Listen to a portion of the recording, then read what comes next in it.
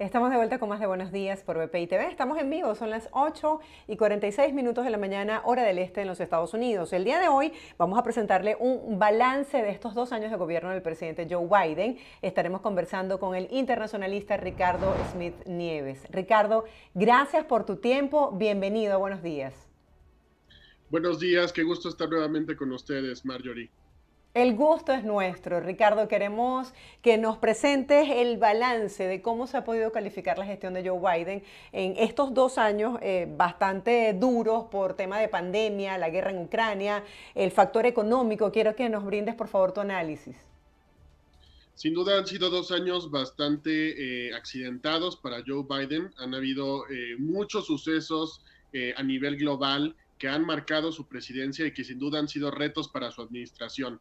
En primer lugar, ya entrando en la arena internacional, yo destacaría pues la salida tan accidentada de Estados Unidos de Afganistán que sucede en el primer año de gobierno de Joe Biden. Un suceso que pues marca un cierto tono de percepción negativa hacia su capacidad para poder lidiar con situaciones complejas en el ámbito internacional. Sin duda fue una salida que se vio como apresurada, que se vio como mal organizada y que, bueno, iba en contralínea a esta percepción que quería imponer su administración de que Estados Unidos regresaba a la mesa internacional, que regresaba como un socio confiable de sus aliados alrededor del mundo, en primer lugar los europeos, pero también los aliados en Medio Oriente, sobre todo el gobierno en ese entonces que se quería ver democrático de Afganistán en contra del Talibán. Y bueno, a la postre de esa salida de Afganistán, se da también el comienzo del aglutinamiento de tropas rusas en la frontera con Ucrania a finales de 2021. Y bueno, en 2022, como todos sabemos, a principios del año, durante el primer trimestre, pues se desata la invasión rusa a Ucrania. Y creo que sin duda esto fue un acontecimiento que le dio la oportunidad al presidente Biden, a su administración, de mostrar que realmente tienen una pericia diplomática, que son capaces de llevar a la mesa a los aliados europeos, consensuar propuestas en común y no solamente, digamos, irnos por los canales diplomáticos tradicionales, sino también aventurarse a formular nuevos mecanismos de sanciones. Se vieron sanciones económicas a Rusia muy novedosas, sanciones que nunca antes en el mundo nadie se había atrevido a imponer, por ejemplo, sobre los activos que guardaba el Banco Central ruso en otros bancos alrededor del mundo. Eso fue algo que marcó, digamos, una pauta en el 2022. También marca una pauta ese intento por aislar a Rusia de las cadenas de valor a nivel global, algo que sin duda fue arriesgado porque incluso le costó políticamente a Biden el hecho de que Rusia es un gran exportador de gas, de petróleo, de hidrocarburos, pues generó alzas en la inflación, sobre todo en precios energéticos en el mundo, y como todos sabemos, pues eso le dio muchos problemas a nivel interno porque pues su aprobación dependía en gran medida pues de cómo las personas percibían su capacidad de compra, ¿no? En términos de la inflación, de la creciente, galopante inflación. De hecho, Marjorie, pues es curioso ver que pues Biden comienza a tomar medidas mucho más drásticas para combatir la inflación después de julio, porque en julio se observa, digamos, el punto más bajo de su nivel de aprobación. Y es precisamente un mes después o unos días después que viaja a Arabia Saudita en un intento, un viaje muy criticado, tú lo sabes, Marjorie, donde viaja en un intento de convencer al príncipe heredero para que pues aumente la producción de petróleo y eso baje eventualmente un poco los precios globales. 2022 yo creo que fue un buen año para Biden, fue un buen año tanto por cosas que él hizo en su administración como por cosas que sucedieron alrededor de él, ¿no? En primer lugar, sí hubo victorias legislativas. Yo creo que Joe Biden demostró que es un presidente que, usando toda la experiencia que tuvo en el Senado de Estados Unidos, es capaz de sentarse a la mesa, entender qué es lo que un legislador necesita para dar un voto aprobatorio a una propuesta legislativa. Y bueno, él estuvo involucrado en las negociaciones directamente de estas leyes, sobre todo la de infraestructura. Todos lo sabemos, esta ley que contemplaba modernizar la infraestructura de los Estados Unidos. Y la segunda, la ley de la reducción de la inflación, que de hecho así fue vetada por miembros de su propio partido. Y él tuvo que demostrar que era capaz de liderar, perdón, adentro del propio partido demócrata. En tercer lugar, también se da la ley de los chips, que fue importante para todo el tema de relocalización de cadenas de suministro. Y bueno, 3 victorias legislativas que le dan mucho potencial para que pues pueda tener una segunda parte de su término pues sólida al menos, ¿no? Al menos no comenzando con el pie izquierdo, como diríamos. Sí, hay mucha controversia en torno al manejo de varios puntos que me parecen esenciales. Me gustaría que fuésemos desmenuzando punto por punto. En el caso del tema migratorio, hay quienes señalan que ha tenido como una mano muy blanda, otros dicen que sus políticas migratorias han sido muy radicales. Quisiera conocer tu opinión sobre justamente cómo ha abordado el tema migratorio, presidente. Yo creo que ha sido uno de los puntos en los que ha tenido que ser más cuidadoso, pero también es uno de los temas en los cuales la realidad tuvo que imperar al interior de su administración sobre las promesas o los ideales, ¿no? En un principio sabíamos que en la campaña Biden tuvo un discurso que fue considerado para muchos observadores, sobre todo al centro del espectro político, como pues una invitación para que las puertas de Estados Unidos estuvieran abiertas a las y los migrantes, ¿no? Esto realmente, si uno escucha y lee los reportajes de medios, sobre todo latinoamericanos, que iban a las fronteras, la frontera sur de México, y te reportaban cómo los migrantes centroamericanos veían con esperanza en los discursos de inauguración de Biden, pues uno puede ver que sí tuvo un efecto, ¿no? Un efecto positivo para alentar la migración, sobre todo de países centroamericanos, para que cruzaran México, mi país, y llegaran a los Estados Unidos.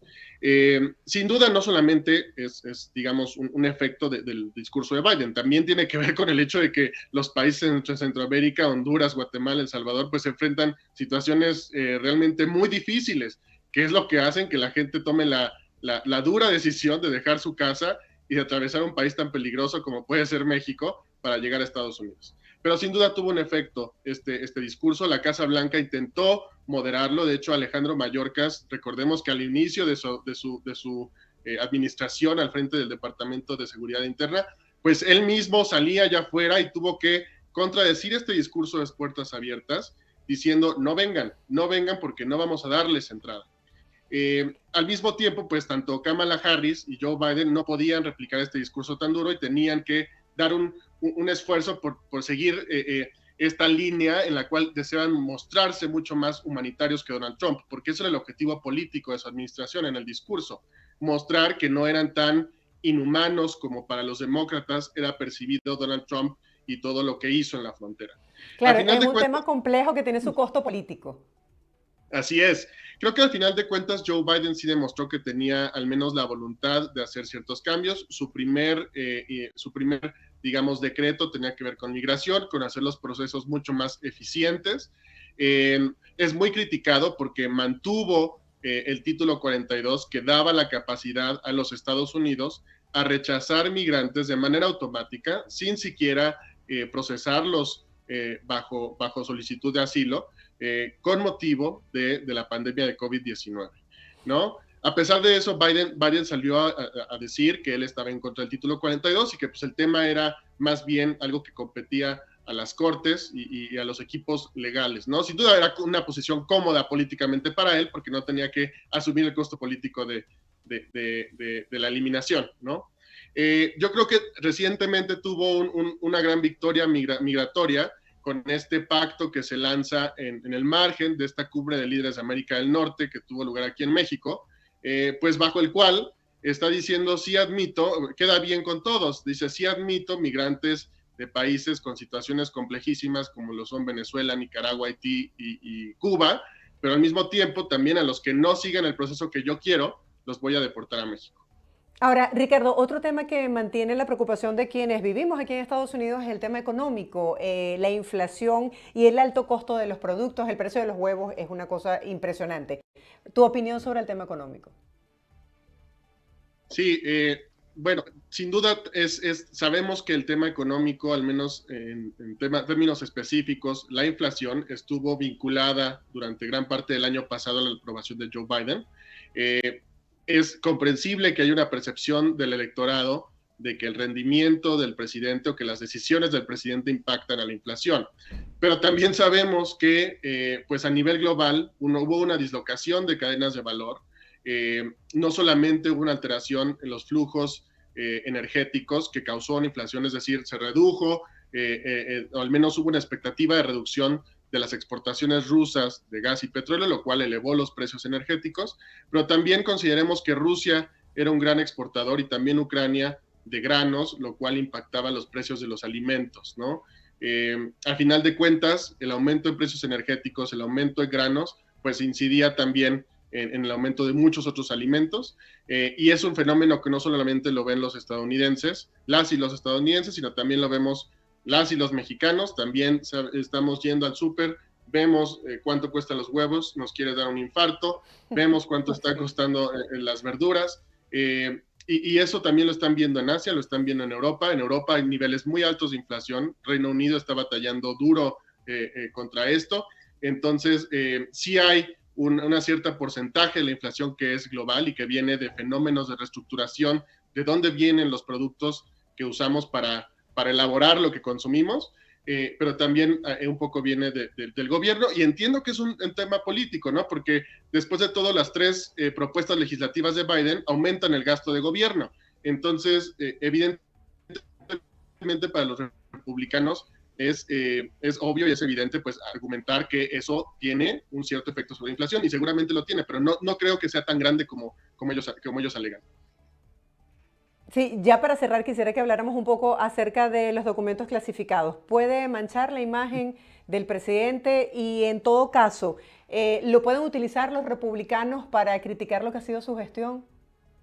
Sin duda digamos, es un regalo a los republicanos, es un regalo a un partido republicano que se vio muy mal durante el ascenso de Kevin McCarthy al liderazgo de la Cámara de Representantes. Creo que habían comenzado mal, y ahora esto les da como al menos un elemento que pueden usar a su favor, sobre todo para mostrar que pues el ataque de los demócratas hacia Trump por el tema de los documentos que dominó gran parte del año pasado, pues era muy hipócrita. Seguramente es lo que van a argumentar y están argumentando, pero creo que también la Casa Blanca está siguiendo una estrategia pues interesante, porque está dejando que otros temas en la agenda dominen. Sobre todo creo que el tema de el aumento del techo fiscal puede ser que empantane o oscurezca el asunto de Biden, además de que pues hay razones muy claras para poder marcar diferencias entre ambos casos. En primer lugar es que pues el mismo equipo de Joe Biden fue quien alertó a las autoridades de estos documentos, mientras que en el caso de Donald Trump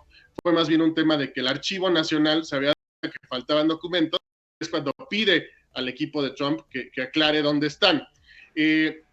Yo creo que también va a depender de cómo lo tomen en términos de comunicación. Me parece que hasta el momento la única persona que lo trata o lo argumenta es la vocera de la Casa Blanca, Karine Jean-Pierre, pero bueno, vamos a ver si también Kamala Harris o Joe Biden mismo van a hablar al respecto. Joe Biden ha sido muy cuidadoso en cómo trata el tema, porque bueno, sabemos que no es muy bueno debatiendo y argumentando políticamente, así que si él se equivoca en alguna respuesta, seguramente eso le va a costar.